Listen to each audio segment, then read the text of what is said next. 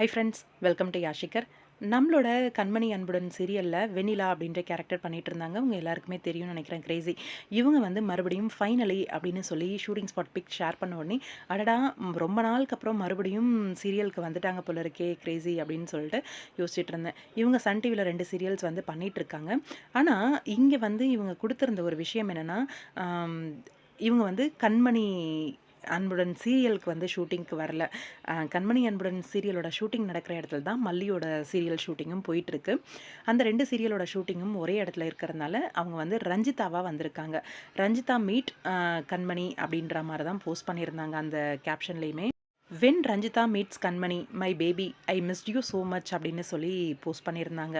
அடடா, அப்போ இவங்க வந்து வெண்ணிலாவா வரல, வெண்ணிலாவா இவங்க கேரக்டர் சீரியலில் இருக்கா இல்லையா, வருமா வராதா அப்படின்ற கேள்வி எல்லாருக்குமே இருக்கும். ஏன்னா க்ளோஸ் ஃப்ரெண்ட்ஸு அதை பேஸ் பண்ணி தான் ஸ்டோரியே மூவ் ஆச்சு.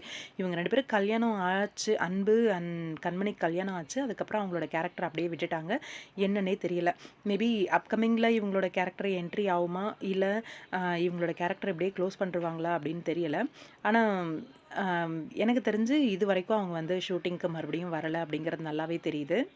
அவங்க ஷூட்டிங் ஸ்பாட் லொக்கேஷனில் ஷேர் பண்ணது எல்லாமே ரஞ்சிதா பிக் தான். அதாவது மல்லி சீரியலில் ரஞ்சிதாவாக நடிச்சிட்ருக்காங்க. அந்த பிக்ஸ் தான் வந்து போஸ்ட் பண்ணியிருந்தாங்க. சீக்கிரமாகவே ரீப்ளேஸ்மெண்ட் ஏதாவது வருமா, இல்லை இவங்களே வந்து என்ட்ரி கொடுப்பாங்களா அப்படின்னு வெயிட் பண்ணி பார்க்கலாம். உங்களோட கருத்து என்ன அப்படின்னு சொல்லுங்கள்.